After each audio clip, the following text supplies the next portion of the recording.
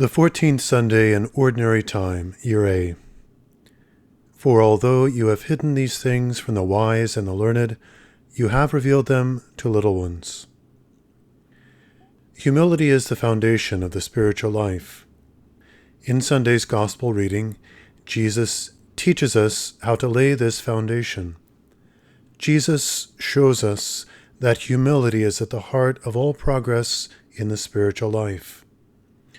Note that this is more than just saying that humility is the first lesson learned by spiritual beginners. Jesus is going further, insisting that humility is at the heart of the progress made each day by the most spiritually advanced saints.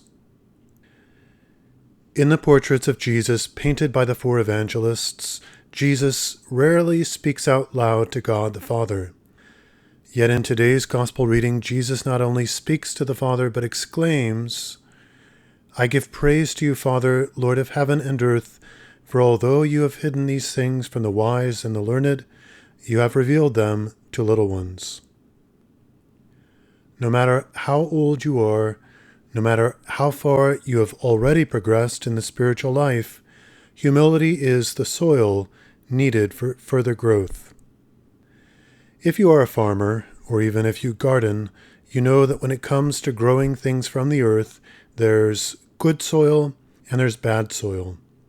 There's soil that's rich in nutrients and moisture, and then there's soil that's dry and depleted of nutrients.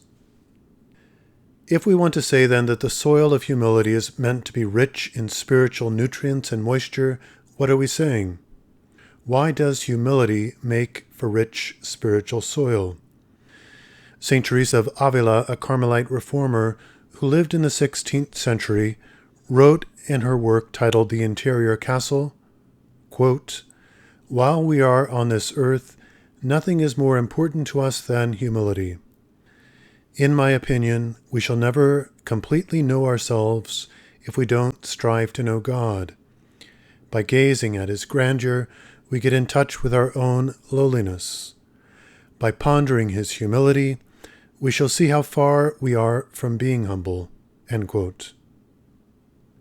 St. Teresa makes plain that focusing upon God rather than upon oneself is key to fostering humility.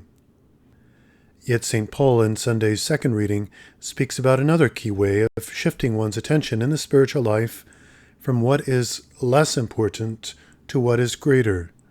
St. Paul explains the importance of focusing upon the human spirit rather than upon human flesh. What does St. Paul mean in the second reading when he states to the Romans, "You are not in the flesh"? Obviously, no one would deny that each Christian making his way through life on this earth journeys within or through a human body.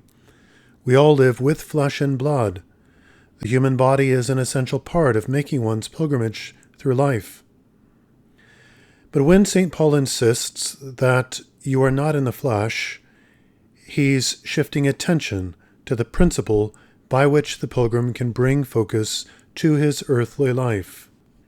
That is, to ask the following: is gratification of the flesh's five senses the motivating principle for the pilgrim's choices, or does that pilgrim live in the Spirit, meaning that his choices seek to allow the Holy Spirit to rule, to give order and aim to the pilgrim's journey? Throughout the Church's history, this contrast between the flesh and the spirit has led to many heresies. St. Augustine of Hippo, a 5th century bishop in northern Africa, spent many years before his baptism as a member of a sect based upon one such heresy. This group believed that the difference between flesh and spirit was not only a contrast, but a sharp division between evil and good. To grow in holiness meant, to them, to reject not only the flesh, but everything material. What that heresy ignores is that, in the beginning, God created the heavens and the earth and everything within them, both visible and invisible. Within the first chapter of Genesis, we hear that God looked at everything He had made and found it very good. Material things cannot be made evil. Only persons and their actions can be evil by putting last things first. Material things are among the last that matter in life because they will not last. Knowing this truth and ordering one's choices according to it foster humility, disposing oneself to abiding in the Spirit, which is to say, abiding more fully in God.